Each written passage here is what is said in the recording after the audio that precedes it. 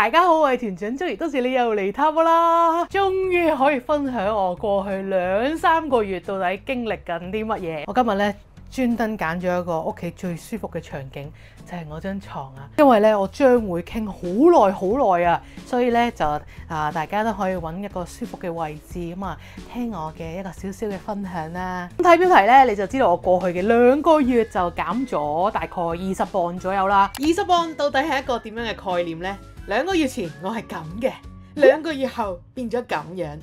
咁樣睇好似分別係紮頭髮前同紮頭髮後。睇埋之前同朋友拍嘅改造片，哇！呢一套真係夾硬塞入去㗎，但係而家上上下都有鬆啦。過往我都拍過好多條減肥嘅片，其實咧加埋我人生應該係減過100磅甚至以上㗎啦。咁當然啦，我全部都已經係肥翻嚟啦。咁所以今次咧，我就想同大家好詳盡咁樣分享到底我過去嘅8個星期食啲乜嘢，做啲乜嘢運動，重點係同以往嘅減肥方法有咩唔同。其實最主打呢，就係我今次跟營養師，同埋我揾到我好中意做嘅運動。咁我唔會話今次呢係同大家分享啲懶人減肥法，因為過去嘅2-3個月呢，我真係好努力地去付出。但係今次呢，我可以好有信心咁講，呢一次唔係一個一次性嘅挑戰。我係有信心可以繼續持續落去，慢慢咁樣令到我揾翻一個健康嘅體重，而唔係好似以前咁樣減完挑戰完跟住又肥翻嚟。我喺眼前呢係有我部電腦，因為呢我係打咗7頁紙啊，因為我想大家睇完呢唔止係揾到一個動力，而係真係可以揾到嘅方法。睇完呢條片呢，我希望大家可以了解到第一，平時嘅飲食習慣最主要嘅問題出現咗啲乜嘢。第二，當你真係想改變嘅時候，點樣開始踏出開始嗰一步最難。第三就係中間遇到困難嘅時候，我點樣可以克服到呢？咁大家呢，飲杯水，我哋呢正式開始啦。咁我今次呢，就係跟一個台灣嘅營養師團隊叫做 CoFit。我諗大家最 concern 嘅第一樣嘢就係咪真係可以飽住瘦？我點樣唔可以好忍口，但係都可以持續咁樣跌個體重呢？你見到我拍片呢，就係食緊呢啲。咁我每次咧都會收到啲留言，就係話你唔係減肥嘅咩？我真係好想睇到你成功一次啊！但係其實呢2個月入邊呢，我鏡頭嘅以外，我係食緊呢一啲嘢。咁啊，如果你真係持續到咁樣食呢，我嘅經驗呢，真係你第二日呢係一定會有少少輕微嘅跌磅嘅。但係重點呢，就係我哋而家係好難可以早午晚餐食到呢啲嘢。嗱，我哋而家食啲咩？早餐最容易噶啦，可能一個三文治，沙律蛋三文治，跟住買一杯咖啡，又或者係配一個果汁。午餐我去食個淡仔，酸辣米線配麥丸配炸醬，再加多一個土匪雞翼同朋友 share。晚餐好啦 OT 都冇時間翻屋企煮飯啊，咁我就可能打包個燒味飯翻去。呢一個就係我哋都市人呢，係食咗20幾30年都係咁樣嘅習慣，咁啊就諗住，咁我減肥，我轉下啦。首先早餐我食2隻水煮蛋加個無糖豆漿，午餐我食個清湯米線，要雞肉。晚餐我唔食，又或者咧可能係我烚啲菜啊，烚啲雞胸啊。呢一個咧就係我哋過去經常認知嘅，就係一定瘦，一定瘦。但係重點係咩咧？一個字，慘。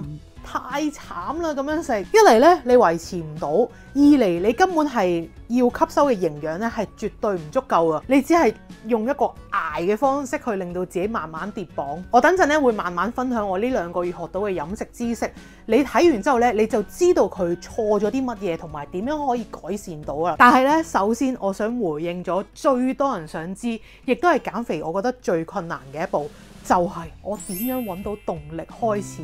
103公斤呢個數字真係陪咗我好耐，來來回回減過好多次肥，輕咗又變翻原本嘅飲食，然後又翻去103公斤。好多時遇到生活唔如意嘅事，或者受到一啲唔好嘅對待，我有一個壞習慣、壞思想，就係覺得問題都係因為我肥，所以先會有咁嘅經歷。但係我唔想再係咁啦，我覺得生命有好多嘢等緊我去追求，我唔想再喺肥瘦呢樣嘢上面浮浮沉沉，我想自己可以精精神神、健健康康咁樣拍開心嘅片俾大家。我咧真係肥咗咁多年，我好明白就係減肥嘅心咧係從來都冇停過嘅。咁我今次嘅動力係點樣嚟呢？如果大家有睇我今年6月出嘅片，我就係去咗泰國學打拳啦。我嗰陣咧唔係一個想減肥嘅心去學嘅。我純粹就可能諗住我希望旅行嘅意義多啲，試下嗰個國家唔同嘅嘢。咁當時都係一個想減肥，但係開始咗3日又唔開始嘅狀態。但係當時咧，我上完第一堂，我嘅泰拳教練咧就同我講啊，佢就話啦：我哋嘅心情咧成日都高高低低，高高低低。運動咧係可以令到你嘅心情平穩一啲。咁同埋咧就係如果你真係想瘦嘅話咧，你一定要揾方法將佢融入生活，揾到你享受嘅點，然後一路咁做落去。就算你達到你嘅目標，你都要繼續做落去。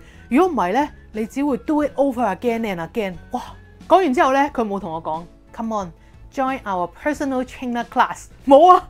開頭咧我都諗緊佢係咪想 sell 我啊？唔好啊！我翻香港㗎啦。佢真係一個純分享咁同我傾偈。咁聽完之後咧，我自己翻到去我就覺得係啊！我真係好想解決嘅一個問題就係我個心情咧好容易大起大落，好開心嘅時候好開心，但係一唔開心咧，你揾唔到原因地好低沉咁樣。咁我嗰陣咧就捉緊呢一個佢講嘅良藥，一個免費嘅良藥啊！咁啊，譬如我有時覺得個人單單地嘅時候，做運動啊，或者個人咧好煩嘅時候，做運動啦。我聽過有人講一句咧，就係你覺得最唔應該做運動嘅時候，就係你最應該做運動嘅時候。咁嗰陣咧就打拳啦，跳舞啦，踩單車啦。咁我就發現咧，當你個心態慢慢變好嘅時候咧，你咧就真係有個動力想自己更加好啦。好啦，咁跟住咧就係過去2個月，其實我做咗啲乜嘢，我點樣開始咧？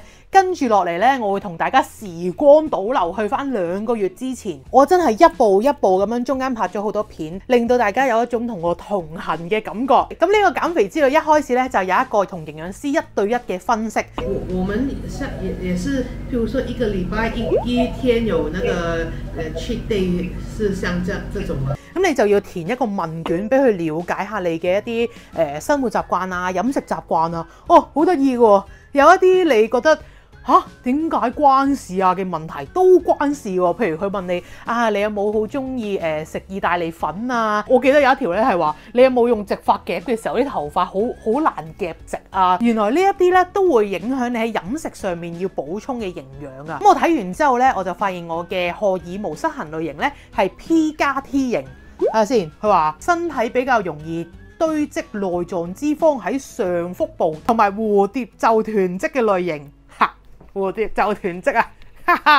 呢嚿啊！咁然後營養師咧就會有一個針對性嘅飲食建議同埋一啲說明。就算你個人唔喺台灣，你只要掌握到呢一啲嘅身體數據咧，咁就可以同營養師有一個線上嘅面談，就俾佢分析啦。咁之後咧就正式開始呢8個星期嘅減肥之旅啦。以下落嚟嘅嘢咧係我學嘅，我暫時都未有即係營養師專業嘅知識，咁我就係一個即係個人嘅分享啦吓。好啦，咁首先第1到第2個禮拜啦，我覺得啦，主要咧就係佢想你學習咩叫2-1-1餐盤。簡單嚟講咧就係講緊你一個碟啦，2份蔬菜，1份蛋白質，1份澱粉，仲有咧就係盡量食原形食物，即係唔係嗰啲加工腸仔啊、加工火腿啊咁樣。然後你食嘢嗰個次序咧就係水肉菜飯果。食咩先？到而家都唔好記得要食咩先。咁水咧就係令到你食飯之前會有一個飽足感啦。咁食肉咧係因為飯同埋果咧佢哋本身嗰個糖分都好高噶，咁咧你就可以有一個蛋白質去墊一墊底，咁就唔會話你一食飯嗰個飯就喺你個身體嗰度變成糖，然後就變成脂肪。咁同埋蛋白質咧就係令到你個減肥嘅期間咧有足夠嘅肌肉量啊，咁啊提升你嗰個燃脂嘅效率。終於就係買咗你哋啦！我估我都唔知啊，可能啲肉係有少少超標咯。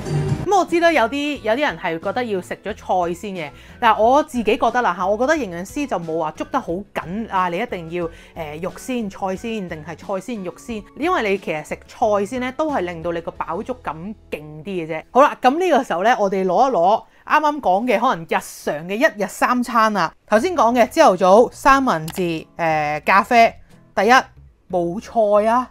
同埋三文治其實嗰個包呢係屬於一個精製嘅澱粉，即係冇咁好嘅嘢啦。好啦，跟住午餐啊，頭先講嘅酸辣米線配麥丸，我哋平時第一啖一定係削咗米線先啦。咁啊麥丸呢係加工嘅食品啦。菜得2條，咁啊晚餐叉燒雞飯，叉燒又係加工食品啦。菜應該又係得2條啦，同埋係勁多飯咯，咁所以學完佢哋講嗰個而家嘅一餐盤之後呢，你就會發現原來以前食嘅真係都幾錯下㗎。咁我自己呢，首先第一步呢，就係盡量早午晚餐加重蔬菜嘅份量，冇錯啊，係連早餐都加。今日嘅早餐一路睇住日本人教整呢個健康便當啊！咁跟住之後就係食肉嗰啲咧，就即係可能係少啲油炸啊，少啲炸嘢啊咁樣，即係慢慢一步步咁樣去改咯。咁我同營養師溝通咧，主要就係喺呢一個 CoFit 佢哋個 app 入面啦。咁一開始咧，你就會收到話佢建議你每一樣食物種類建議食嘅份量。咁然後咧，每一日咧就 upload 你食嘅嘢上去，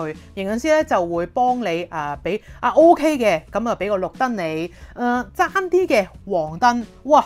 超 fail 嘅就紅燈。咁個份量方面咧，開頭就係營養師去幫我計嘅，可能你一嚿雞扒係屬於幾多嘅蛋白質咧，又或者一碗飯係屬於幾多澱粉咧。咁我開始咗呢一個計劃之後咧，我就發現其實原來好多嘢都係可以食㗎喎。咁我就感覺到呢一個 course 係想將我變成一個健康嘅人，而唔係變成一個減肥嘅人。咁老實講咧，一開頭嘅時候我係有少少 loss 嘅。我以為見營養師你就會收到一啲餐單，話俾你聽早午晚要食啲乜嘢。但係後嚟經過咗第一個禮拜咧，我就明咗啦。我覺得佢哋係想用一個循序漸進嘅方法，係從你本身自己食咗咁多年嗰個飲食習慣啊，佢慢慢幫你改。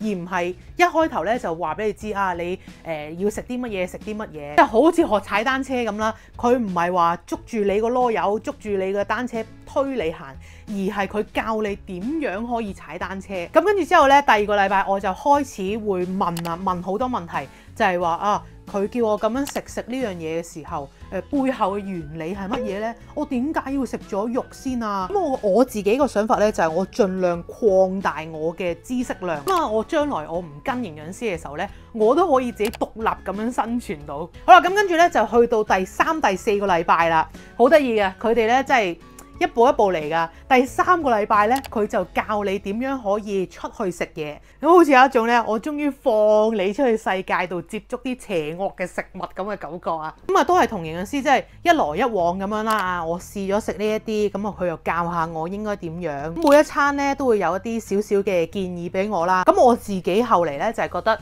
我如果出去食嘢，我先係去揾一啲肉食先。即係咩呢？好似喺韓國嘅時候，我唔會話一嚟就食啲可能食意粉啊、食炒飯啊嘅鋪頭，我可能咧就會食譬如一隻雞、人參雞，好似我去嗰個市場食咁樣一大碗麵做早餐咧，其實係間唔中 OK， 唔可以經常係咁樣。咁所以咧，大家見到我平時喺馬來西亞，我最中意嘅配搭一碗麵、一盤炸嘅嘢食，加一個沙梨水，再加食完之後咧食個甜品，呢一個咧。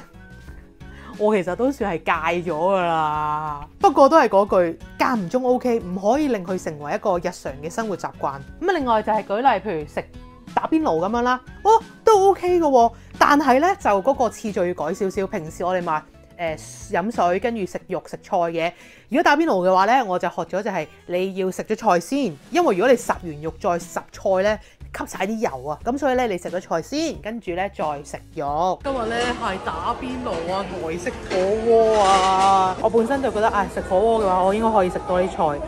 但係當我真係進入去嗰下，我覺得冇可能，我真係冇可能抵抗嗰啲咩蚵仔煎啊、炸嗰啲地瓜條啊。我就先係真係少少嘅改變，我夾咗菜先，我烚咗菜先，食咗肉先。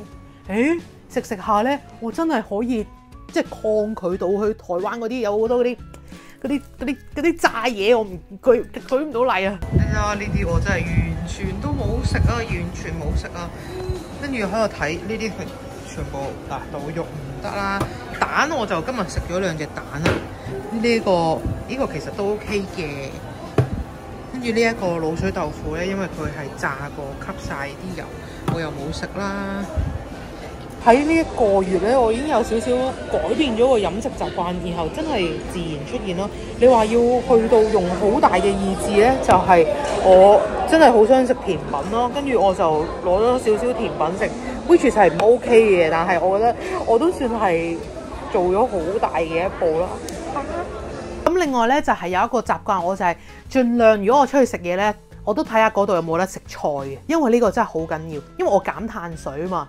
咁所以如果你淨係食蛋白質冇菜嘅話咧，其實真係會易餓嘅。咁我咧就盡量 make sure 自己去有好多菜可以食到。因為過咗呢段時間咧，我又明白咗一個道理啦，就係原來牛扒啊、燒雞啊，其實你係可以食嘅喎。哇！你齊晒啦！呢個雞扒比我想象中多啊！佢係65克有2塊嘅，同埋有好多醬。咁啊，果然咧呢個菜咧好細㗎咋，睇下我個手拳頭咁細。我哋成日都覺得我減肥就要食水煮雞胸、食蔬菜。用翻我開頭嗰個餐單嚟做舉例啦，譬如叉燒雞飯，你唔使一嘢跳到去烚菜烚雞胸㗎，你其實中間係有一個選擇，就係叉燒油雞。小飯，我另外嗌一碟油菜，唔好加蠔油啊！其實你有呢一個選擇嘅喎，係咪突然間覺得呢？減肥好似都可以食得唔錯喎？咁過咗1個月呢，就會同營養師有一個30分鐘嘅線上會面。很好啊，很好。我現在正在211中啊。我前幾天我不是說我突然要吃零食嗎？然後我昨天晚上又瘋掉了，吃更多。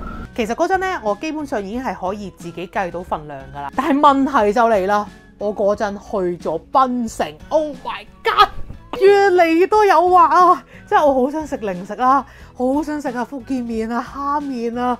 跟住咧，我就真係問營養師，我就話點算啊？大家一齊感受下我喺檳城嘅情況幾嚴峻，朋友成日都帶我去食好嘢，我又好中意食嗰度啲嘢喎。有時朋友咧就邀請我上佢哋屋企食飯，哇！有嚟啦！啊，呢個炸雞有錯，哇！最愛嘅係啊！哇，呢個蝦個撈飯正啊！呢個蝦。咁喺個 app 入邊咧，你除咗可以每一餐食完之後，你問營養師有啲嘢啱唔啱之外咧，其實佢有一個即係叫做私人嘅 message box 嘅，咁就係你可以問一啲額外嘅問題。我嗰陣咧就真係問佢啊，我話我有1個月喺檳城，我好中意食馬來西亞嘢，點算啊？咁喺呢一個位咧，我就學咗一個新嘅 concept 啦，就係叫做斷食。你唔好以為斷食咧係你全日捱餓唔食嘢瘦落嚟喎。其實咧，你譬如你夜晚我食完飯，去到第2朝早你先食飯，其實嗰段時間咧都算係一種斷食㗎啦。咁當時佢咧就教我可以做一個168呢個時間性嘅斷食，咁啊大家都好熟悉㗎啦。甚至咧有一個叫做輕斷食，咁佢背後嘅原理係乜嘢呢？你想象啊，你想象你身體入邊咧有一個工廠，咁如果你食咗好多嘢，比平時多好多嘢，你入邊做緊嘢幫你消化嗰個工人，佢咪多咗好多嘢食，要幫你消化，哇，好努力，好努力，跟住佢咧就會變得好攰，好攰。當佢攰嘅時候，哇，我見到脂肪，我唔理啦，我全部幫你 save 低佢。幫你儲定一大堆脂肪喺度，咁但係喺呢個時候，你調整翻自己食嘢嗰個時間啊，俾多啲時間佢哋做嘢，咁你成個身體狀態穩定咗之後呢，咁你個身體呢就會減少持續咁樣幫你去組成一啲脂肪啊，咁之後你再俾嘢佢哋食，佢就可以幫你好好咁樣處理消化嗰一餐啊。所以呢，我喺檳城都不知不覺間呢開始咗168，但係講緊嗰個8呢，我都唔係癲咗咁樣食，我都係繼續有堅持211餐盤嘅。咁老實講啦，我之前經歷咗泰國，經歷咗韓國，其實我都可以即係戰勝到，但係去到檳城呢，哇！我真係缺題，因為每一次朋友帶我食嘅我都好中意啊。咁但係咧呢個時候我就真係同佢講，我要俾佢知道我係飲食控制中。你唔好再誘惑我啦，因為我知道我食完嘅話呢，我翻到屋企我係要用更大嘅努力去做運動。今日咧係第一日，唔係第二日啊，由做30分鐘轉做1個鐘，因為做咗一段時間，其實我都覺得可以做長啲。第二日我用更大嘅努力去食清啲。哇，慢慢嚟啦，咁就咁不如喺我食嘅嗰刻，我就努力啲同佢講，我真係唔可以食得太過分㗎，我唔可以好似以前咁樣暴飲暴食㗎啦。咁同埋呢，我就係即係我揀一個重點嚟講，我唔食。好似我第一餐，哇！朋友煮嗰個咖喱，哇！我真係咧食完一碗飯又食一碗飯，煮個炸雞，哇！我真係停唔到啊。咁但係我就揀個重點啦，我就同佢講。我今餐呢，我就唔食飯嘅，但係我會食好多你煮嘅餸㗎，好似我朋友煮沙葛，哇！我簡直咁大煲呢，我差唔多半煲都係我食㗎。咁樣呢，你就唔會話浪費咗朋友嘅心機啦，同時你又可以享受到呢啲美食喎。好啦，咁啊去到今時今日啦，我真係經歷咗咁多唔同國家嘅美食誘惑之後呢，依然係可以都減到20磅呢。我覺得都係算係成績唔錯嘅。我知道我呢個基數呢，其實係可以減得更加快，但係我唔想啦，我真係想慢慢咁樣嚟。哇！創新低啊！創新低啊！琴日食勁飽都創新低啊！因為喺呢個過程中呢，我真係認清咗自己，我了解咗自己，我真係好中意食嘢，同埋食嘢係真係帶到俾我好多嘅快樂，係佔我生命中一個好重要嘅位置。咁所以呢，我唔會話追求一夜瘦得好犀利嘅一個即係減肥嘅成果啦。咁反而呢，即係營養師教我嘅呢一啲即係日常嘅飲食習慣，一點一滴咁樣呢，係改變咗我好多。甚至我啱啱同朋友去日本啦，本身佢知道我去日本嘅時候已經係完咗嗰2個月嘅課程。我開頭呢都係諗，2個月之後日本燒肉狂食，乜嘢狂食，慶祝，本身係咁樣諗嘅。但係呢，我覺得我真係變咗。我話今日嘅我已經唔係昨日嘅我啦。我真係完咗之後呢，我都繼續可以跟到即係營養師教我嘅呢一個方法。好似呢餐咁，我都係先優先揀佢有足夠嘅蛋白質、健康又好味。甚至咧，我而家有時食咗啲鮪魚啊，我嘅營養師叫鮪魚係叫鮪魚，我好中意佢嘅。因為我有時食啲嘢咧，我覺得鮪魚應該覺得我食得唔錯嘅。我真係咧好想俾佢知道咧，你睇下我係你嘅得意門生啊！我而家咧都可以繼續食到咁樣噶，我好想同佢分享咯。其實我真係有一樣嘢俾自己感動到嘅，就係我而家好多時候食嘢咧，我係真係可以唔飲啲甜嘢。喺日本嘅時候，個朋友嗌 Ginger Ale， 嗌可樂，我話水得啦，我連茶都少啊，因為我嗰陣咧係要每日飲最好啦，飲4 lit 嘅水，茶係唔計喺個水嗰度啊。我發現好多時候食嘢，你譬如你飲沙梨水咧，你飲完之後你係會令到自己想食更多嘢，即係嗰種係一種暴飲暴食嘅感覺嚟噶。所以咧，我而家真係咧每日都飲好多水嘅時候，我覺得喂咗，你見唔見到我而家嘅改變啊？好啦，到最後咧。頭先講咗好多嘢啊！我真係同大家總結下一啲嘅重點，我要睇翻我寫嘅嘢啊！第一，認識多啲211餐盤，你確保你每一餐都有足夠嘅蛋白質同埋菜食。第二咧就係我呢8個星期咧不斷問問題，因為我唔想話人哋叫我做啲咩我就做啲咩，我要知道背後嗰個原理。你知道咗咧，我就心服口服啦，我跟你。同埋咧，我呢段時間我真係時不時咧，我都會睇 Covid 佢哋嗰個 YouTube channel 啊。又喺度增進知識啊，要睇多啲啊，吸收多啲。如果唔係咧，1個禮拜好快過噶啦，8個禮拜好快過噶啦，令到嗰個效能最大化。第三就係佛系一啲咧都冇所謂噶，我唔係要走得快，我係要走得遠。我呢8個星期咧，我諗我係即係成跟營養師嘅建議啦。有時咧都要自己即係偷食一下嘅。因為其實咧，我哋呢8個禮拜咧，我哋有一個小 group 啦，咁就係大家可能4、5個人都係有一個減肥目標，大家就分享下啊，可能有啲咩狀態啊，或者有啲咩問題啊，咁入邊咧就有一個排行榜嘅。會有一個即係體重減咗幾多嘅排行榜啦，綠燈嘅排行榜啦，即係你有幾聽呢個營養師話食得好好啦。我呢個咧我都覺得自己幾威㗎。喺減重嘅排行榜咧，我係第一嘅，但係咧綠燈嗰個排行榜咧，我係最尾嘅。即係其實我有時都幾唔聽話㗎。但係我做運動嗰個排行榜咧，我係亦都係最 top 咯，因為我真係好中意食嘢，所以我寧願有時真係頂唔到嘅話咧，我就做多啲運動，努力啲咁樣去補救翻咯。咁呢個咧亦都帶出第4點，就係好建議揾到你中意做嘅運動，揾到自己中意做嘅運動咧，真係好緊要。呢個咧係 fulfill 咗我2樣需要嘅嘢。第一個就係我真係會想追住做嘅。第二個咧就係隨時隨地都可以做嘅。我自己好中意呢一個嘅 Fitness Marshall 咧，因為佢呢度係有幾位嘅即係大舞嘅老師啦。男仔呢個咧係好搞笑啊！佢成日嗰啲樣啊，哎呀，跟住咧我睇住忍唔住覺得好好笑啊！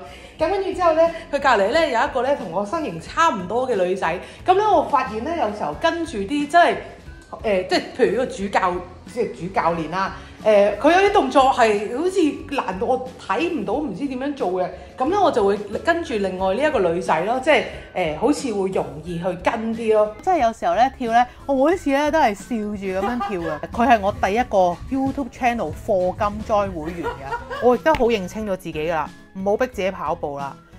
游水我 OK， 但係要準備嘅嘢太多啦。其實營養師咧佢冇特別去逼我做運動嘅，只係我自己覺得運動對我嚟講係一個好大嘅動力，咁所以咧我就有 keep 住去做咯。咁好啦，去到最後啦，又攞翻我開頭講嗰個嘅餐單出嚟咯。希望你哋聽完我講咗咁多嘢之後咧，你望住呢個餐單，你都可以幫到呢一個過去嘅自己去改善呢一個嘅飲食習慣啦。朝頭早我會改為食雞蛋啦，可能雞肉啦、番茄啦，呢啲咧都係好容易攞到，然後食到嘅。咁跟住之後啦，午餐啦，酸辣米線其實 OK 嘅，唔需要轉晒清湯米線嘅。咁但係咧就盡量小米線啦，你配就可以配雞肉啊，又或者係脆鯇魚啊、芽菜或者生菜。另外咧再嗌多一碟菜。好啦，咁啊夜晚餐啦，收工 OT。盡量試下自己煮，真係嘅。你打開咗自己煮嗰個門咧，你發現可以食嘅嘢好多。今日又係自己煮，入邊有菜、有菇、有蛋、有雞。我媽話你係咪黐咗線食咁多？係有啲多嘅，可能豆腐唔食晒。真係好正㗎！我咧每一次有得食呢個都好開心㗎。呢個咧我已經變我嘅拿手菜啊！拿手菜啊！咁當中我咁樣改嘅原理咧，都係我過去2個月慢慢學啦，然後慢慢嘅調整。咁去到最後啦，就係大家都會覺得，哇！我喺香港，我見台灣營養師，我見唔到佢嘅喎，會唔會好唔方便啊？首先對我嚟講咧，因為我成日都唔喺香港啦，咁樣咧係對我更加方便。同埋咧就係正係因為咁樣咧，佢哋係有一個好完善嘅 app 啊。令到你所有嘢都可以喺個 app 度進行晒。咁我而家咧，我又可以重溫翻啊！我1個月前我食咗啲乜嘢啊？營養師教我要點樣做啊？我可以重溫翻好多嘅知識啦。而且咧有一個即係個人嘅喜好小分享啦。我頭先提嘅營養師維如咧，我真係好中意佢，因為我有時我可能食得唔好，我同佢講，我驚佢會話我，但係佢從來都唔會啊，都是很溫柔的跟我說。不知道是不是因為他講國語的原因，我就想象他很溫柔的用國語來跟我說，沒關係，你下一頓吃的什麼什麼減少一點分量就可以了。即係成個過程係令到我好舒服，我好中意佢咯。呢個係好緊要啊！減肥真係唔容易啊！你一定要揾到一個即係適合你嘅同伴去做呢一件事。咁最後呢，就係唯一一個 concern 呢，就係我頭先咪話有一個同學嘅群組嘅，咁大家問嘅問題呢，譬如話啊超商，即係佢哋講嘅 7-Eleven 超商入邊有啲乜嘢可以食啊乜嘢，即係大家可能會 base on 台灣揀到嘅嘢食去問問題或者係分享啦。而唔會係 base on 香港茶餐廳可以食啲乜嘢去分享。不過後嚟我慢慢覺得問題都唔大嘅，因為你同營養師去夾嘅時候呢，佢都會 base on 你嘅情況咁樣去教你嘅。重點呢就係有一個團長獨享啊，因為我有同佢哋講呢一個嘅情形嘅，我就話：咦，你可唔可以都分享一下？如果係香港嘅茶餐廳，我想食咩冰室啊，或者係食淡仔嘅時候，我有啲咩選擇啊？跟住我嘅圍繞營養師呢，就幫我準備咗一啲餐單。呢個真係我嘅觀眾先可以獨享呢一個餐單嘅。咁啊，總之咧經歷咗呢8個星期，講真，我成日都覺得咧，減個磅數咧，我會睇，但係唔係個重點。我自己嘅追求就係，哇！我 feel 到自己個人輕盈咗，即係容光煥發咗。做運動嘅時候咧，彈跳力都唔會話喘氣，即係你成個人係變好啊！咁啊，好啦，咁到最後咧就係呢個佢哋嘅優惠啦，我睇下先。因為我見唔到啊，好多數字啊。咁佢呢個8個星期嘅旅程咧，官網價就係台幣18,000蚊，台幣啊！咁啊，用我嘅優惠碼係咩啊 ？Joyful 即刻減你台幣1000蚊。咁2個月咧，其實你計落港幣就係4000蚊左右啦，1個月就2000蚊啦，係嘛？咁啊，我自己覺得咧真係值得嘅，因為我覺得佢唔係話幫你減肥咁簡單，佢真係好似幫你上咗個營養課咁樣。又或者你唔想話一嚟8個禮拜唔知自己得唔得啦，你可以咧先去預約佢哋一個30分鐘嘅營養師1對1評估，咁啊你自己了解下啦，評估一下啦，再去決定開唔開始呢個8個星期嘅旅程。咁呢一個嘅1對1體態及飲食分析咧，睇下幾錢先。用我嘅優惠碼 Joey350，咁啊你折扣咗之後呢，就只需要台幣350蚊，台幣350蚊，佢官網嘅優惠價都要599噶，係嘛？350蚊呢就可以去有呢一個1對1嘅分析啦。不過呢，提一提大家，因為而家嘅營養師呢都是台灣人，所以你要確認你是聽得懂普通話的，你才去參加哦。因為你跟他說話也是要像我一樣都要講普通話的哦。講得不好沒關係，大家能交流就可以啦嚇。最後咧都係一個溫馨提示啦。如果大家覺得我已經係胖到有些疾病啦，有些病啦，咁呢個咧就係同翻醫生諮詢啦。咁呢條片咧就嚟到呢一度啦。我之後咧我計劃可能會拍一條就係分享下我即係早午晚3餐。食啲乜嘢啊？又或者我點樣做運動啊？咁啊俾大家有一個嘅更加實在嘅想像咁啊！今條片咧就嚟到呢一度啦，多謝你睇咗咁耐，好耐啊 ！Oh my god， 拍咗個幾鐘啊，唔知剪出嚟幾耐啊！不過我覺得係要㗎，即係成個旅程唔簡單，好多嘢要講係嘛？咁啊，我哋就下條片再見啦！我唔知隔1-2個月咧。你就見唔到我呢個雙下巴噶咯，陰公咯，大家同佢講拜拜咯。咁我哋下條片再見，拜拜。